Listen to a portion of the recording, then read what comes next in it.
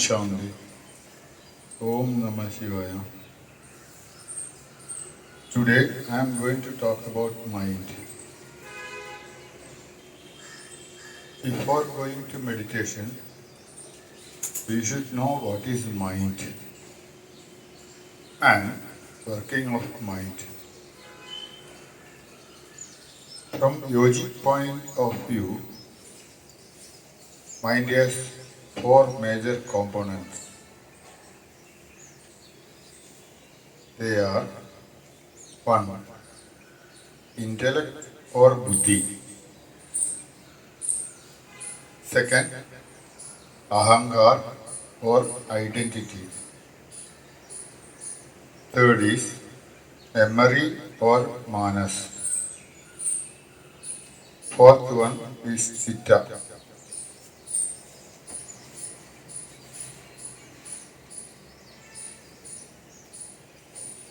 Mind has abundant information which we call as memory.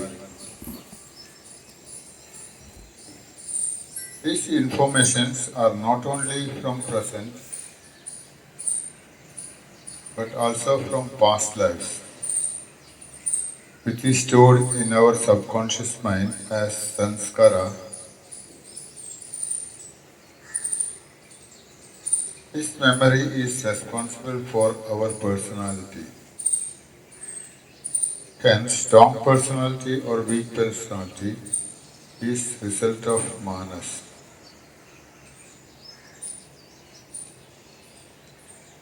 Ahankar is your identification or attachment to an idea.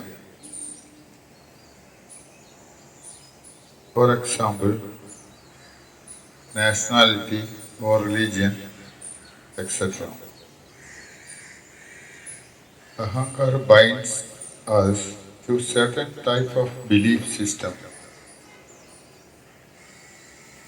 This creates behavior pattern. Buddhi is analytic part of mind. Buddhi is knowledge and it comes by differentiating and dividing.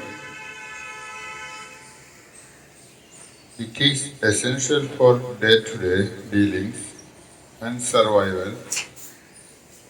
Hence, manas, ahankar and buddhi creates a sense of individuality in us.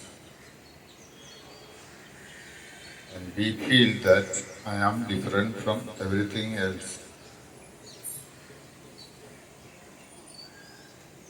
The conscious recognition of this I as name and rupa as chitta. If we examine closely, mind gives character to your physical existence, just like hero of a film. This projection done by mind is false, I or false self. I hope so far everything is understood by all. Body and mind are closely connected. Our body have different organs. Each organs have different looking cells which different function. This is possible only if each cell has mind of its own. So that they can divide and become an organ using cellular memory and intellect.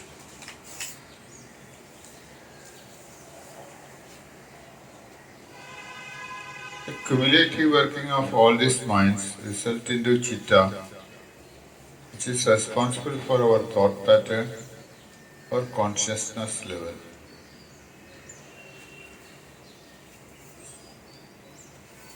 Now let us understand working of mind. Mind operate through principles of division and hence mind has subjective limited view. Mind generates likes and dislikes. This serves as hooks on which thoughts act, thoughts get attached or creates a ripple.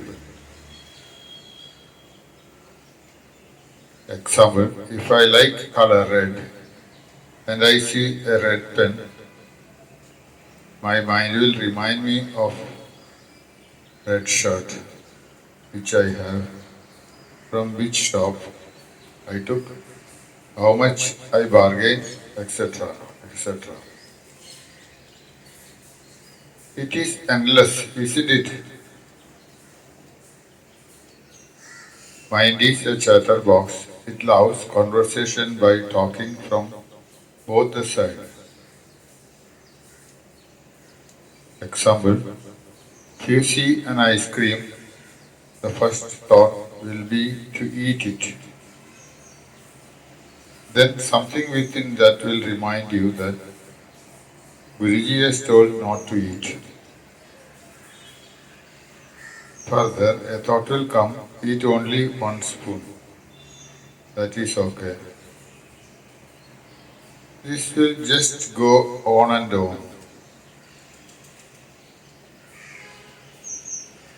This mind creates endless conversation.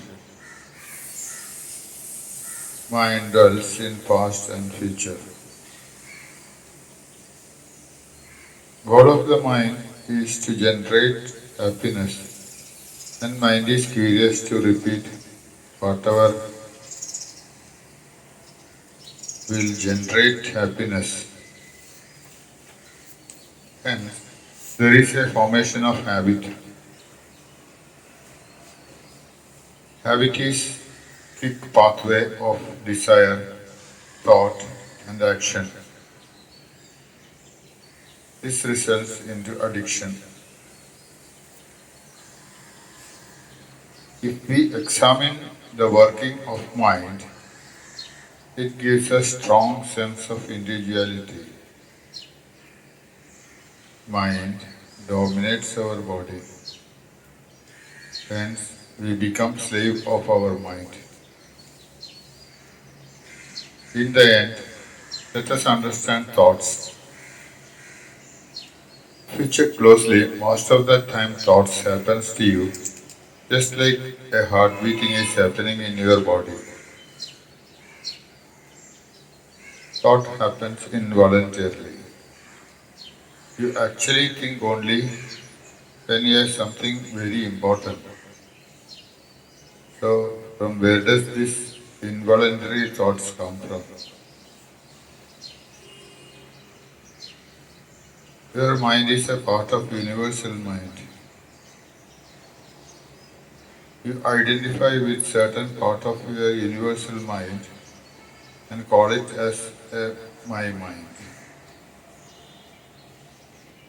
This part of mind works at wavelength of your consciousness and attracts thoughts of similar frequency. So this happens to you.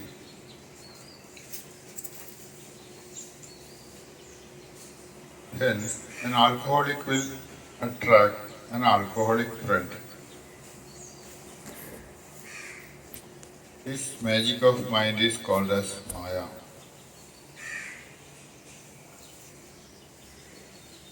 Mind is always to derive happiness and hence mind keeps all sense organs in alert mode.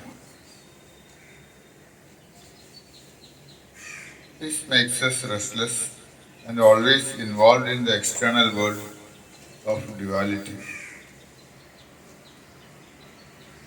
This results into human suffering. Hence, Buddha in his first discourse appraised this issue as four noble truths. First, There is suffering which we call as dukkha or dukh. Second, there is cause of suffering which we call karma. Third, there is end of suffering called as nirvana. Fourth, there is way to end this suffering.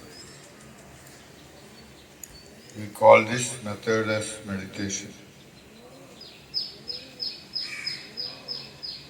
We have covered first two noble truths, living and mind. Rest two we will discuss later. Om Shanti.